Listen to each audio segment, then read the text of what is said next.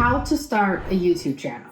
I'm sure many of you have searched for these types of videos many times throughout the years. And I know there are a lot of them talking about some of the same things over and over again. But that's because most of the information involving that topic is just the same across the board. And that's fine because not everyone interprets and presents the same information in the same way. However, as someone who has actually just started a channel and has excelled in a short amount of time, I think I have some insights that can help you in your journey. And there was one for sure I know you will not find in other videos. Welcome to Immediately Sierra. Let's get started. So I attempted to start my YouTube journey last year around this time, and I was so sure that 2023 was going to be my year. Turns out it was not my year.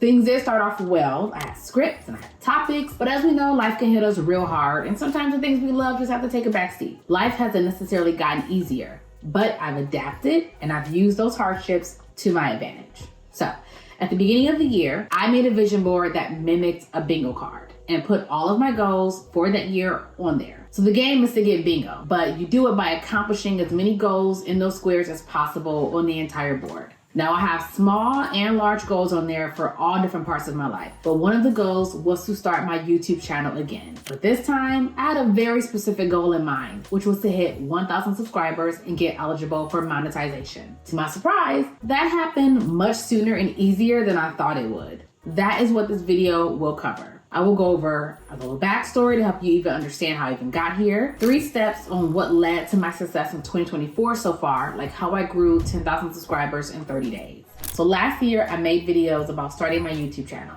and I was supposed to be on that journey that I am on right now, but I got derailed. Initially, I set out to elevate myself and to become the best version of myself that I've always wanted to be and who I thought I would be, but that didn't happen. So here's some context. When I moved to Los Angeles, I thought life would be easy. I would hit my goal of being a movie star, but things did not happen as I imagined. Yes, I was a Lulu and I had no idea what I was doing. And here I am, 12 years later, not even close to being who I thought I would be. So flash forward to last year, I started doing something about it. Then life happened, as it always does. And here I am now, 1 year later, continuing that journey. And it's going so much better than I thought. So much better. But before it got better, it got worse.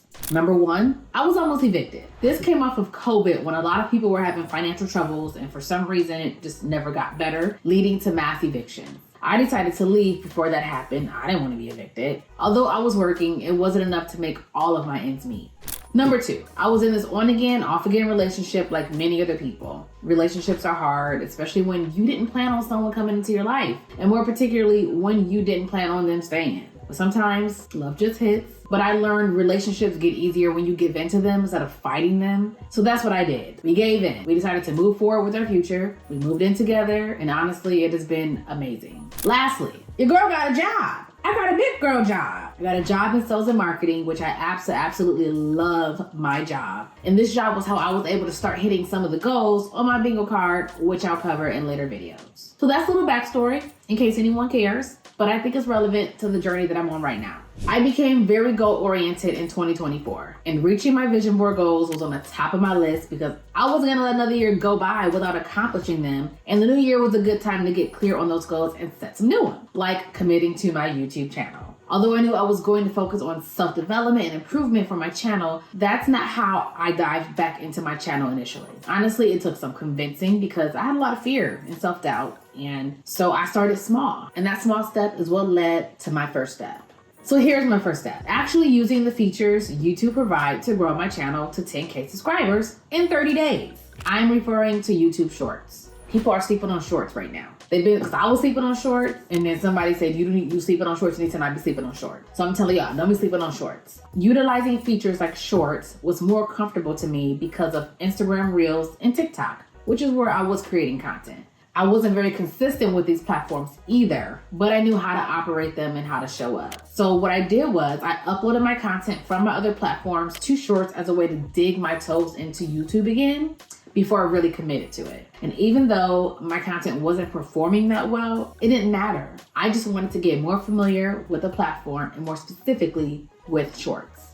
Now, before I started again, I maybe had 14 subscribers. I don't even know when I got those 14 subscribers because I was not on here. But since then, since the beginning of the year, I've gained 12,000 subscribers and counting. But not from uploading my old content to Shorts, but it was from remixing the shorts that were already on the platform. and those shorts were already doing very well. So there are 3 ways to use the shorts remix feature. There's the green screen, the cut this video, and collab. Green screen is exactly what you think it is. It's the video you're remixing on the screen, but you're in front of the video, and then you can react to whatever's going on. Cut this video is where you actually cut the video you intend to use at a certain point and then add your own content or commentary after that point. And collab is a split screen where you are side by side with the original video. So I never really used these features on other platforms. I mean, honestly, I never really cared to. But using these features on YouTube made it easier for me to join the YouTube community without fear and anxiety. Using these features not only boosted my subscribers, but got me eligible for monetization, which was a part of my original vision board goal of gaining 1,000 subscribers. And reaching these milestones are what encouraged me to continue maintaining my channel. Here's the second step to starting my YouTube. Focus on your own skills, journey, and what makes you stand out.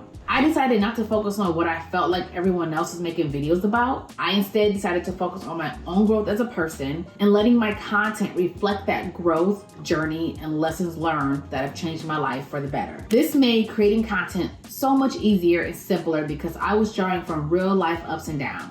But instead of keeping those things to myself, I chose to share those lessons through content and in turn, letting my journey help other people who are watching those videos. The beauty about life is that it is constantly changing, which provides for much more entertaining content. So use it to your advantage. My third step to starting my YouTube channel is investing in myself.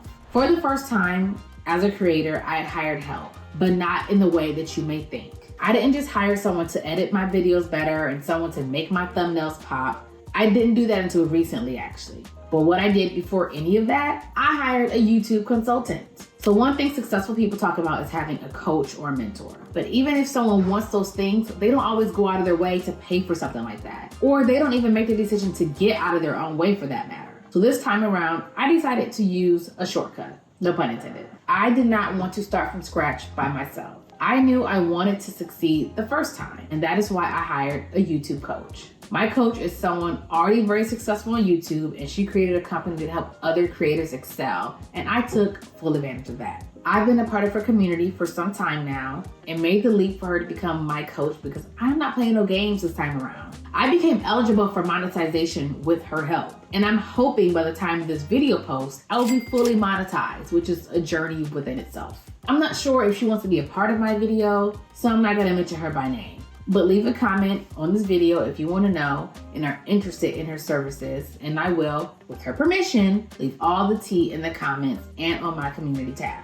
To conclude this video, get goal-oriented and specific about what you want from YouTube. Create actionable steps and set out to make those things happen. I set a goal for myself that I wanted to get 1,000 subscribers so I can get monetized. That's the goal that was on my vision board that I felt was small and realistic, but also held so much value and could put me so much further in my creator journey. It's the small goals you reach over and over again that make the big picture become clear. And before you know it, you are living the life you imagine by accomplishing the goals you set out for yourself. So thank you so much for joining me here at Immediately Sierra. I really hope these steps I laid out for you are helpful on your YouTube journey. Also, you can find me in the community tab causing all kinds of trouble. Until next time.